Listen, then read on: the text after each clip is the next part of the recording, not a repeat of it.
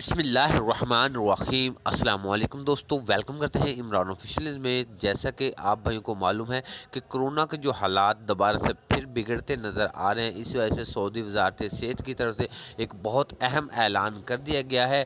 जैसा कि booster dose जो लगवाना चाहते हैं, जैसा कि ऐलान किया गया था कि जिनको 6 महीने हो चुके हैं, जो सऊदी अरब में रह रहे हैं दूसरी खुराक को लिए, वो जल्द से जल्द तीसरी बूस्टर डोज लगवा लें। तो अब कानून में थोड़ी सी तब्दीली करके उन लोगों ने कन्फर्म ये कर दिया गया कि जिन लोगों को 3 महीने हो चुके हैं, दो खुराकें ली हुई है, अब वो तीसरी डोज 3 महीने बाद ले सकते हैं। अगर आपने नहीं ली या अगर आप सऊदी अरब से सफ़र करना चाहते हैं, पाकिस्तान, इंडिया, बांग्लादेश, किसी भी ममालिक में, तो अगर आपके 3 महीने मुकम्मल हो चुके हैं तो मेरा भाई आप तीसरी डोज लेके फिर ही सफ़र करें। जो कोरोना के जो हालात बिगड़ते नज़र आ रहे हैं, बहुत से ममालिक में तकरीबन 50 से ज़्यादा ममालिक में ये जो न्यू कोरोना वायरस है, ओमिक्रॉन वायरस, इसने अपने पंजे गाड़ लिए हैं। एक ममालिक ने तो लॉकडाउन भी कर दिया है।